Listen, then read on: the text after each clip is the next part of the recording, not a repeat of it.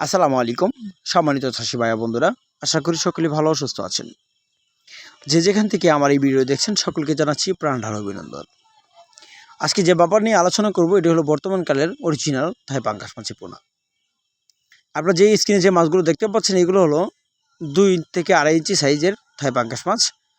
মূলত এই পাঙ্গাস মাছের পোনাগুলো পুকুরে চাষাবাদ করার ক্ষেত্রে আপনাদের কতদিন সময় লাগতে পারে, প্লাস এই মাছের খাদ্য ব্যবস্থা, একটু যেটা আলোচনা করব, আশা করি সম্পূর্ণ ভিডিও দেখার অনুরোধ রইল। অরিজিনাল থাই পাঙ্গাস মাছ মূলত আপনার চাষের জন্য ভালো একটা পুকুর প্রস্তুত করতে হবে।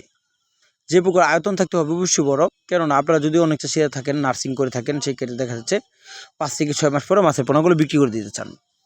আর অনেক উদ্যোক্তা রয়েছেন এখানে, যে সকল উদ্যোক্তা চাষিরা মাছ কালচার করে বিক্রি করে, অর্থাৎ 1.5 থেকে 2 কেজি প্লাস ওজন মানে বিক্রি করে থাকে থাই জাতীয় পাঙ্গাস মাছের পোনা। থাই জাতীয় পাঙ্গাস মাছের পোনা যদি আপনারা পুকুরে নার্সিং করেন প্রতি শতাংশে 400 থেকে 500 পিস দিতে পারেন। আর যারা কালচার করেন তারা প্রতি শতাংশে দিতে পারেন সর্বোচ্চ 150 থেকে 180 পিস করে মাছের পোনাগুলো পুকুরে মজুত করতে পারেন প্রতি শতাংশে এককভাবে। তার পাশাপাশি রুই, মৃগেল, কাপ জাতীয় মাছ দিতে পারেন প্রতি শতাংশে, যেমন 8 থেকে 10টা পিস তার পাশাপাশি করে দিতে পারেন। তো অরিজিনাল থাই পাঙ্গাস মাছের পোনা আপনারা চাইলে 1.5 থেকে 2 ইঞ্চি, 3 থেকে 4 থেকে 5 ইঞ্চি, 6 থেকে 7 ইঞ্চি যে কোনো সাইজের মাছের পোনাগুলো আপনারা আমাদের কাছ থেকে নিতে পারেন।